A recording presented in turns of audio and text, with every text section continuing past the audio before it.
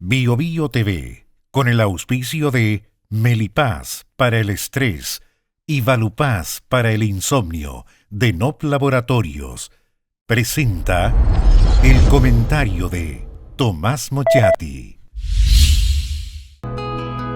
Logra una vida tranquila naturalmente con Melipaz y sin insomnio con Valupaz. Melipaz tranquilizante que calma la ansiedad, controla el estrés y alivia el colon irritable. Valupaz, medicamento natural para el insomnio. Induce tu sueño y buen dormir de forma natural. No provocan dependencia. Para adultos y mayores de 12 años. Venta en todas las farmacias del país y en farmacias independientes.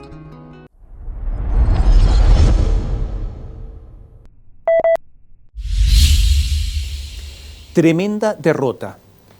Esa es la que sufrió el presidente Gabriel Boric, el Frente Amplio, el Partido Comunista, pero también el Partido Socialista y el PPD. Perdió la convención, inmune a las críticas a varios de sus excesos. La paliza recibida es de esa que por su desmesura será recordada por años y referencia obligada cuando haya alguna comparación posible. Será un hito de recurso permanente. Gabriel Boric perdió porque se transformó en la cara visible del apruebo, en el maestro Guaripola, en el flautista de Amelín, una especie de dios Hermes de guía ante la confusión de los caminos y las encrucijadas construidas por la gran causa a su juicio de los males, las falsas noticias. Perdieron Giorgio Jackson y Camila Vallejo, los artífices junto a Boric de la tesis de que programa y nueva constitución eran una sola cosa, convirtiendo con torpeza el plebiscito constitucional también en un plebiscito al gobierno. Nunca supusieron que Boric no tendría luna de miel y que este ha sido el gobierno de más rápido deterioro de aprobación ciudadana desde el retorno a la democracia. Perdieron el Frente Amplio y el Partido Comunista con Guillermo Telera en la cabeza, con su ánimo refundacional y la promesa, también hecha por Boric, de que erradicarían con la hoz y el martillo el neoliberalismo imperante. Perdieron Michelle Bachelet, inmersa en vaporosas contradicciones. Basta recordar que, respecto al texto derrotado, dijo en plena campaña: no es perfecta, mas se acerca a lo que siempre soñé. Y el problema es que el texto era totalmente distinto al proyecto que ella propuso cuando terminaba su mandato. Saque usted solo las conclusiones. Perdieron los convencionales, y en especial Elisa Loncón, la del vocabulario dificultoso, Jaime Baza, María Elisa Quinteros, Manuel Arroyo, Beatriz Sánchez, Fernando Atria, Maya Alves, Cristian Viera, Constanza Schönhaut, el articulador del Partido Comunista, Marco Barraza, Patricia Politzer, Daniel Stingo, la primera mayoría que devino en espectáculo triste. La lista es muy larga. Fue derrotado el movimiento indigenista por una paliza porque, se había dicho, no representaban al mundo indígena sino a facciones radicalizadas. El colectivo socialista, que en la convención fue muy poderoso e influyente, ellos también perdieron. Los representantes del pueblo, de los colectivos, de los territorios, los que al ser poder constituyente despreciaban el poder constituido, ¿se acuerdan ustedes? Nosotros somos poder constituyente, ellos son poder constituido. Bueno, ellos fueron derrotados por los mismos ciudadanos que decían representar. Al final, lo que les ocurrió es que de tanto criticar con razón a la élite, ellos mismos se transformaron en otra élite, tan ignorante de la realidad como a los que criticaban. Este es un curso de esos 4x1, digamos, acelerado. ¿Fue sorpresa la victoria del rechazo? No fue ninguna sorpresa. Todos los que seguimos la actualidad sabíamos que ganaría el rechazo, porque todas las encuestas lo decían. El asunto es la magnitud. Nadie previó la participación. Votaron casi todos los chilenos. Fue en el mes de abril cuando se produjo la inversión de tendencias. Fue en abril cuando el rechazo pasó a liderar las preferencias. Fue cuando se asentó en la propuesta la plurinacionalidad con territorios indeterminados, con autogobierno indeterminado, con doble sistema de justicia, con competencia indeterminada. Y en las zonas agrícolas, la propiedad del agua fue una espada de Damocles que se sacaron el día del plebiscito de encima. Para los más conservadores, el aborto sin límites precisos. Para los más estudiosos, el sistema de gobierno y su evidente falta de controles y contrapesos. La derrota, fue indudablemente democrática. Porque, insisto, participaron casi todos los chilenos, un 85%, nunca antes visto, casi.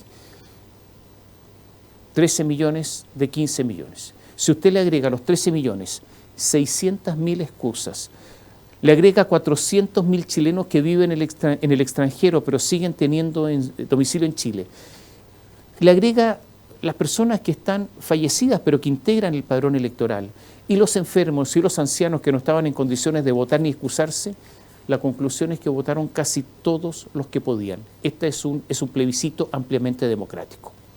Y el rechazo ganó en todas las regiones, ganó en las 10 comunas más pobres de Chile, con un porcentaje mayor que en las 10 comunas más ricas.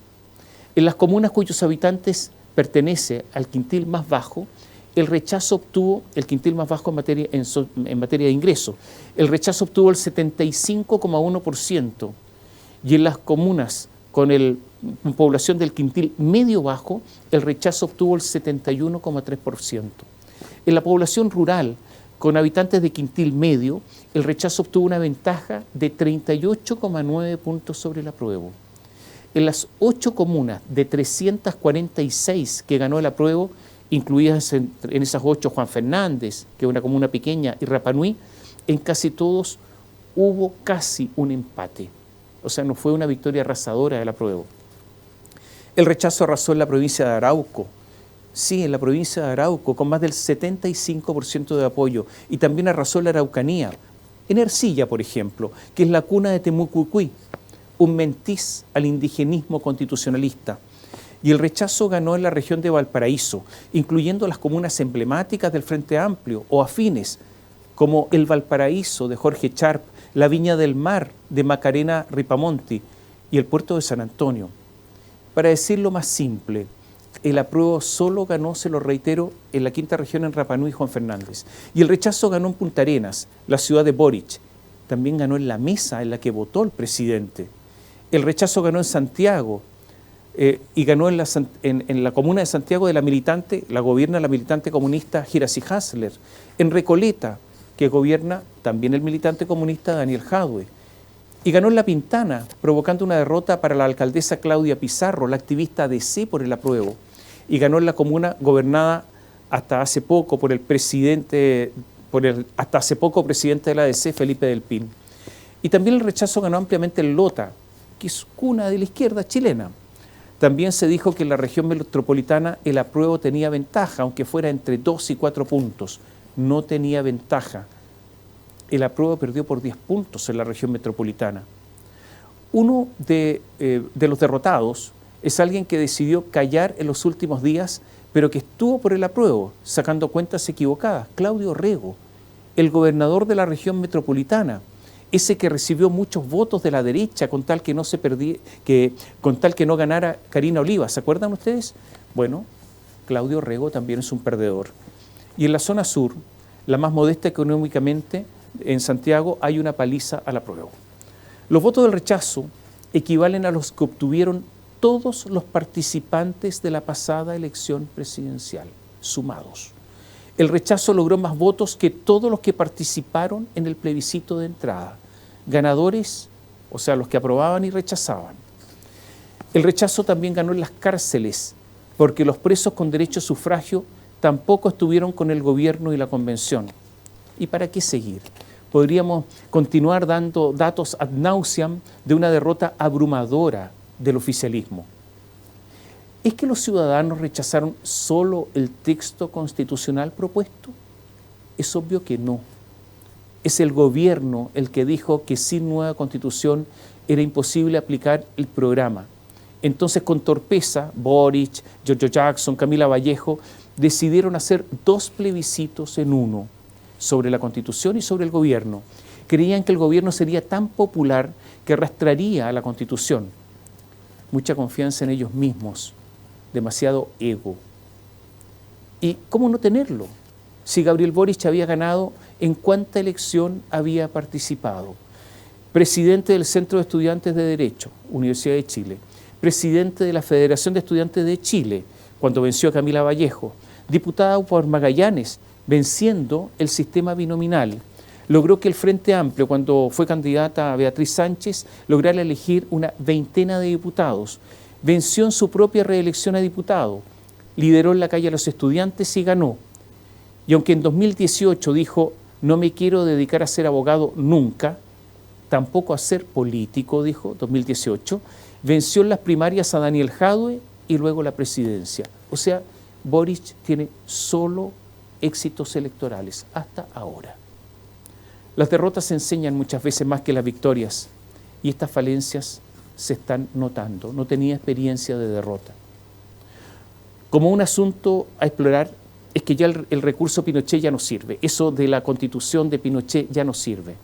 Es verdad que las encuestas señalan que la mayoría de los chilenos quiere una nueva constitución, pero el argumento del general ya no sirve para ganar elecciones. Hay que decirlo con una claridad estentoria para que nadie se engañe. No es la derecha la que ganó el plebiscito. No solo porque no tiene esa cantidad de votos, sino porque tuvieron que esconder a todos sus dirigentes para que el rechazo tuviera opciones. Estuvieron amordazados con una especie de bozal, Sebastián Piñera y José Antonio Kast, escondidos los dirigentes de los partidos, Chaguán y Macaya, silenciados los parlamentarios. Cualquier olor a derecha restaba votos. El rechazo, sin el aporte enorme por su significado de los socialdemócratas representados por los amarillos, posiblemente habría tenido dificultades para ganar. Dicho de otro modo, la izquierda moderada estuvo dividida entre el apruebo y el rechazo. Incluso más, todo el mundo sabe que más allá de los excesos de la Nobel presidenta del Partido Socialista, Paulina Bodanovich, en la intimidad de la Cámara Secreta, muchos saben que una mayoría de los senadores socialistas votó rechazo. O sea, no bastan los votos de la derecha, ni de los amarillos, que sí son importantes, ni de los concertacionistas desencantados para explicar el triunfo aplastante del apruebo. Lo que explica ese triunfo son los excesos de una convención muchas veces devenida en comedia y un texto que alteró a mucha gente y además el malestar que hay en la población. La izquierda, y me refiero específicamente al Partido Comunista, perdió en esta pasada una oportunidad histórica. Si no hubiera incluido las cosas que más molestaron en forma masiva, como la plurinacionalidad o los territorios autónomos, el autogobierno, el doble sistema de justicia, o hubiera asegurado el agua a los agricultores, o la indemnización a valor de mercado en el caso de las expropiaciones, y unas cuantas cosas más, y no tantas, posiblemente hubiese ganado la apruebo. Al menos habría tenido una oportunidad, porque con el sistema político que tenía la Constitución, que permitía establecer una especie de régimen, todo eso lo habrían podido hacer después y en no mucho tiempo más. Por eso el error de cálculo de la izquierda es gigantesco. Y ahora ¿qué viene? Yo diría un destino incierto. Como decíamos antes, el gobierno decidió plebiscitar la gestión del gobierno, su gestión, junto al proyecto constitucional como una sola cosa. De hecho, las encuestas hace meses que la aprobación presidencial era muy similar a la adhesión al apruebo, iban juntos. El asunto es que el rechazo sacó más votos que Boric en la elección presidencial de segunda vuelta. Sabemos que el gobierno de Gabriel Boric es un gobierno débil. Solo obtuvo el 25,83% de los votos en primera vuelta. Esa es la votación de los adherentes legítimos, genuinos de Boric. En la segunda vuelta obtuvo muchos votos anti-Kast. Este es el primer gobierno desde 1990 que tiene dos coaliciones. Este gobierno además no tiene mayoría parlamentaria. A eso hay que agregar una situación económica complicada. Pues bien, después del plebiscito, frente a todas estas debilidades, el gobierno está aún más débil. El presidente tenía la opción de formar un gabinete de unidad nacional. Era imperioso ampliar su base electoral, convencer al Partido Comunista de que el realismo existe y que hay que modificar parte del programa. concordar con la parte triunfadora de la democracia cristiana su incorporación al gobierno, con los socialdemócratas que integran los amarillos, además al gobierno. Ellos fueron fundamentales en el rechazo, pero tendrían que haberse incorporado al gobierno y con objetivos y metas claras. Incluso hasta algún independiente de centro derecha que estuviera dispuesto a asumir un ministerio sectorial, o sea, un gobierno de unidad nacional. Concordar entre todos los partidos políticos, sectores empresariales y laborales, un plan económico ampliamente consensuado para enfrentar la crisis económica que ya se deja sentir y que será profunda, promoviendo ahorro, inversión, repatriación de capitales, sin dejar de lado un acuerdo sobre las reformas que desea hacer el gobierno. Para esto era necesario un gabinete totalmente nuevo. Pero todo esto que le estoy contando, no ocurrió. El presidente no fue capaz de resistir la presión para que modificara el gabinete muy rápido.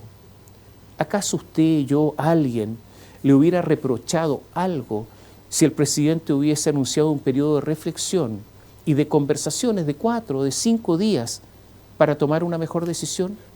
Yo creo que no. Pero el presidente no resistió la presión y en poco más de 24 horas tenía jurando a los ministros en medio de una confusión solo atribuible a aficionados. Todos sabemos que la seguridad es uno de los grandes flancos del gobierno. Gabriel Boric decidió entregar la seguridad ¿a quién? A Nicolás Cataldo, un profesor de historia, comunista, que de seguridad no sabe nada. Es un funcionario disciplinado del Partido Comunista, de esos que hacen carrera en la nomenclatura. Fue una negociación con Guillermo Tellier. Además, es verdad, había la ventaja de que hay una buena onda entre Cataldo y el presidente. Y en estos tiempos eso de la buena onda es importante. ¿Le habían revisado los WhatsApp? Sí. ¿Le habían revisado sus Twitter? Sí. ¿Y sus mensajes en contra de Carabineros? ¿Los habían visto? Sí. Y no parecieron en Palacio importantes. Y justamente eso que no pareció importante fue lo que lo tumbó. El cálculo era que si de represión se trata, los comunistas cuando quieren lo hacen bien. Y el Partido Comunista no podría criticar al gobierno porque era uno de los suyos, el que dirigía la represión. El señor Cataldo duró exactos 29 minutos en el cargo, después de las advertencias de la derecha desde el Congreso en Valparaíso.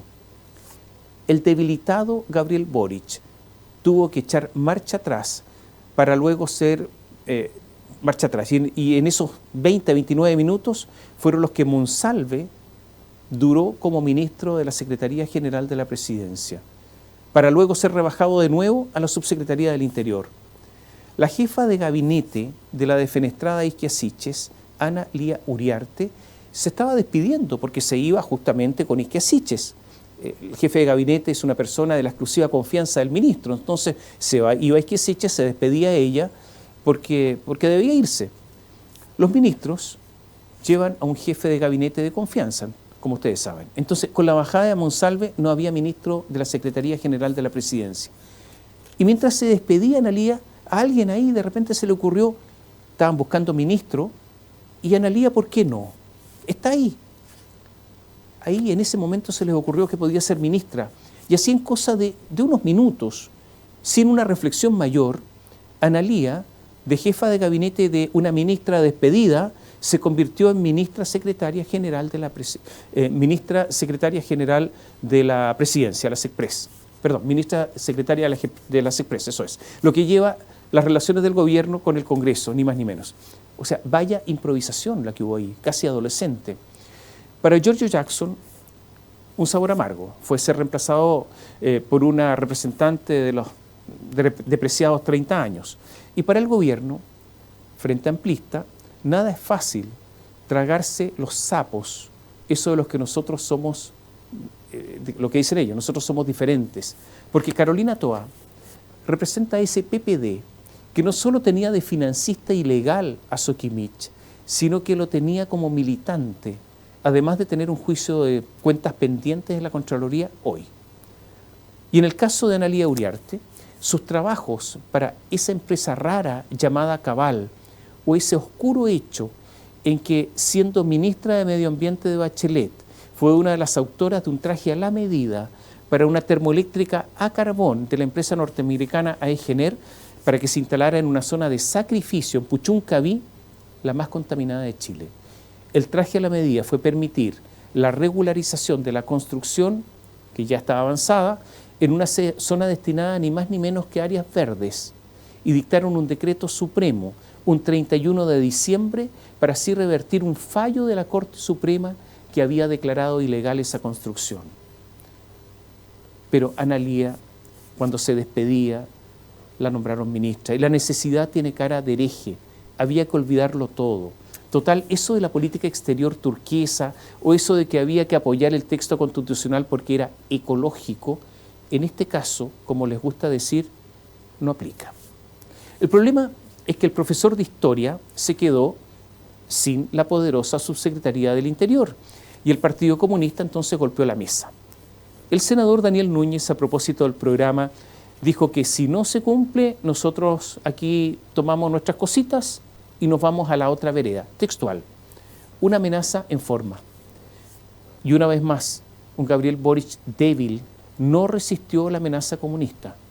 Sacrificó a Miguel Crispi y en su lugar, en la poderosa Subsecretaría de Desarrollo Regional, el profesor de Historia se instaló. El PC es poderoso, tiene la vocería, tiene el Ministerio del Trabajo, tiene la poderosa Subsecretaría de las Fuerzas Armadas, tiene el Ministerio del Trabajo, como les decía, tiene presencia en la Secretaría de Comunicaciones, tiene 2 representantes en el Comité Político. El Partido Comunista dirige la poderosa DOS, la Dirección de Organizaciones Sociales, esa que tiene relación en lo que ahora llaman el territorio, con dinero público y mucho dinero. La Subsecretaría de Desarrollo Regional es un lugar que siempre ha sido apetecido por toda la clase política, donde llega este profesor Cataldo. Maneja mucha plata que se reparte en el país. Por ahí desfilan alcaldes, desfilan intendentes, desfilaban ahora y desfilan gobernadores. También los parlamentarios expertos en clientelismo. Ahí con platas públicas se hacen y se piden favores. Se comprometen votos en el Parlamento, se hacen campañas políticas encubiertas. Cataldo, el historiador y el PC fueron compensados con este caramelo. Miguel Crispi fue al sacrificio con su traslado al segundo piso y está muy, pero muy descontento. Más allá de todo esto, la verdad es que el presidente Boric decidió no hacer un gobierno de unidad nacional. Decidió quedarse con los mismos, modificando los equilibrios en la coalición de gobierno y nada más. Hizo un gabinete de solo perdedores, porque Carolina Toá fue una de las voces cantantes del apruebo. Ya Ana Lía Uriarte ya estaba en el gobierno. El asunto está tan mal que, objetivamente, Manuel Monsalve, por ejemplo, como subsecretario del Interior, ha logrado pésimos resultados en ese cargo. Los homicidios han aumentado en cerca de un 30% respecto al año anterior, que ya habían aumentado otros 30% respecto del año precedente. Los ingresos ilegales, la inmigración ilegal en el norte es mucho mayor ahora que el año pasado. Los incidentes, los atentados en la zona sur continúan. Y resulta que todos dicen que Manuel Monsalve, pese a estos resultados, es uno de los puntales del gobierno. Carolina Toá no encontró a nadie mejor para el cargo de jefe de gabinete que un ex convencional socialista, Ricardo Montero, quien estuvo por eliminar el estado de emergencia en la Constitución. Vaya contradicción. El gobierno ha tenido, a propósito de contradicciones, muchas. El retiro de los fondos de pensiones, la aplicación de la Ley de Seguridad del Estado, la consideración de Héctor Yaitul como un simple ciudadano que ejerce la libertad de expresión para después considerarlo un delincuente, la aplicación del estado de emergencia, la ley de amnistía para perdonar a agresores para después Boric, con razón, condenar la agresión a su hermano Simón, con lo que queda claro que la agresión tiene distinta valoración si se trata de un familiar. Condenar los atentados mapuches, pero someterse a las presiones del líder de Temucucuy, Víctor Queipul, quien entró hace algunos días a la fuerza de la cárcel de Temuco y firmó un documento con el director regional de Gendarmería, quien se sometió a sus exigencias. Todas estas contradicciones son una larga lista y un largo etcétera. Es verdad que Boric sacrificó a sus amigos, pero este sigue siendo un gobierno de amigos, porque Jackson, con todo lo ocurrido, sigue siendo ministro, porque Crispi ya no es subsecretario, pero sigue siendo orejero desde el segundo piso, porque Diego Pardo, un equivocado crítico de las políticas del gobierno anterior frente al COVID y por ese solo hecho una actitud más bien deleznable, no debería tener cargos de gobierno, pero es nombrado ni más ni menos que ministro de Energía. Y que Sichel se fue sin compensación hasta ahora, porque no era amiga, porque no tenía partido que la respaldara y porque tenía una enemiga, Camila Vallejo, que sí es amiga del presidente. Mientras tanto, la economía se sigue complicando, y complicando mucho. El Banco Central Europeo subió la tasa de interés a un máximo histórico en medio de una inflación galopante y precio de la energía por las nubes. Hay empresas en Europa que ya no pueden pagar el costo de la energía y comienzan a cerrar. En Chile se conoció el informe de política monetaria, el famoso IPOM del Banco Central, y ocurrieron varias cosas. Nos notificaron que el año próximo será peor de lo que se había previsto, o sea que habrá recesión. Y el Banco Central decidió aumentar la tasa de interés para enfriar aún más la economía porque nuestra inflación no cede. La cifra dada a conocer en los últimos días, 1,2% para agosto y más de 14% en los últimos 12 meses, es superior a la prevista. Los despidos por necesidades de la empresa aumentaron en un 30%. Los permisos de construcción han disminuido en un 57%. Al final, llegando a una conclusión, no es verdad que sea la derecha la que ganó el plebiscito. Lo que ganó en realidad fue el malestar. Y en esto tiene razón Alberto Mayol. Malestar con el texto constitucional, es verdad, pero también con el gobierno, con el manejo de la seguridad pública y la delincuencia, con el manejo de la inmigración. Malestar con la economía. Perdida la oportunidad histórica que tuvo la izquierda de tener su constitución, el presidente debió hacer un gobierno de unidad nacional, incorporar a parte de los vencedores del plebiscito, a la centroizquierda que tuvo apoyo ciudadano, pero decidió con porfía seguir gobernando con los mismos. El malestar se seguirá manifestando. La gente no quiere escuchar mucho a los políticos y ya están comenzando las protestas en las calles. Hasta ahora esas protestas son menores, pero con la crisis económica pueden crecer enormemente. Es el malestar el que mueve los cambios y las revoluciones. El proceso de cambios no se ha detenido, al menos que alguien crea que el plebiscito detuvo todo.